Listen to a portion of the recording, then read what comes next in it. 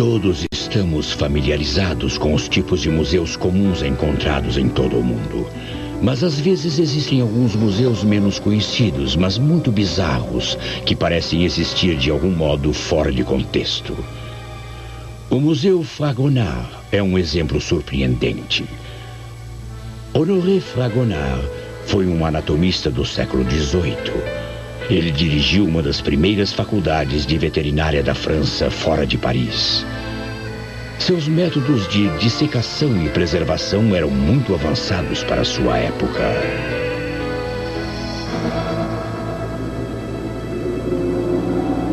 Com certeza, Fragonard era um talentoso erudito da forma humana e seus detalhes mais íntimos. E apesar de muitos contemporâneos o respeitarem, outros acreditavam que ele era louco. Fragonard parecia sentir uma alegria perversa com as raridades e mutações anatômicas e biológicas que possuía. Podemos simplesmente testemunhar a evidência de uma mente muito curiosa, um artista fascinado pelas bizarrices da natureza, pois o estúdio de Fragonard se tornou o exemplo honesto de mutações animais patológicas. Esse bezerro de 2 cabeças era de grande interesse, pois tinha vivido dessa maneira por um bom tempo após o seu nascimento.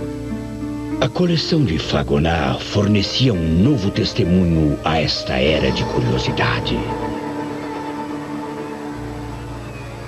Parecia que cada parte do corpo era preciosa demais para ser desperdiçada.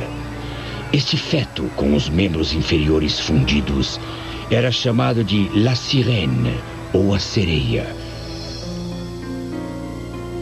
Os cavalos, é claro, eram muito importantes no século XVIII, e uma grande parte dessa coleção é dedicada a essas criaturas.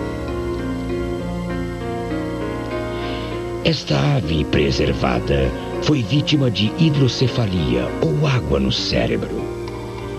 Esse enorme globo de minerais calcificados, na verdade, é o cálculo biliar de um cavalo, e tem mais de 30 centímetros de diâmetro.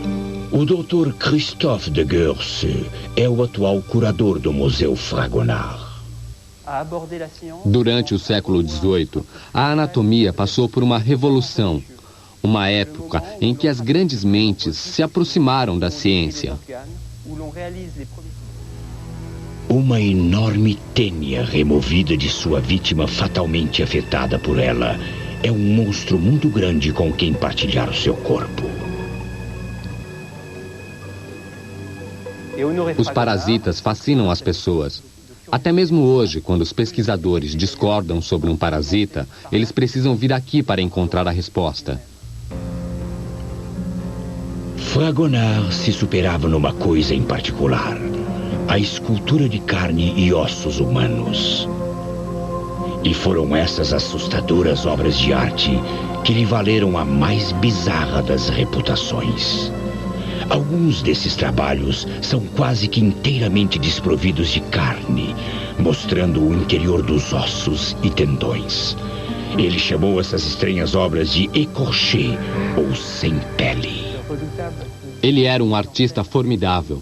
Em Homem com Mandíbula, veja as orelhas retorcidas, os olhos divergentes, os lábios rachados, o olhar ameaçador. Ele apresenta um coração vermelho aumentado. Ele se destaca numa interpretação artística da anatomia. Elaboradamente e quase teatralmente, expunha as suas criações. Este tipo de trabalho mostra o quão dramaticamente Fragonard tentou combinar arte e ciência. Mas ai da ciência! Fragonard nunca escreveu sobre as suas técnicas. E o que sabemos a respeito de seus métodos misteriosamente eficazes é pura adivinhação. Talvez a peça mais bizarra de sua bizarra coleção seja o trabalho conhecido como o Cavaleiro do Apocalipse. Este cavaleiro ereto posa segurando as rédeas de um chicote que aparentemente estão congelados no meio do movimento. Sua aparência é perturbadora, quase chocante demais para ser vista como arte. Os écorchés são peças teatrais retratando a morte. Elas existem para chocar o público, da mesma maneira que os circos de horrores, com o mesmo espírito do desafio aos princípios da sociedade, antes da Revolução Francesa. Existe uma lenda que diz que talvez o cavaleiro sobre o cavalo tenha sido realmente um amor de Fragonard, exumado após a morte e imortalizado como um écorché. Estes são corpos reais, trabalhados, esculpidos, dissecados e mumificados. Carne, ossos, veias, artérias injetadas com cera ou gesso.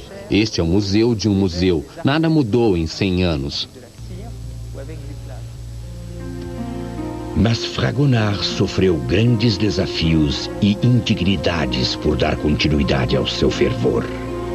Seus contemporâneos, assim como o diretor da escola, começaram a temer Fragonard.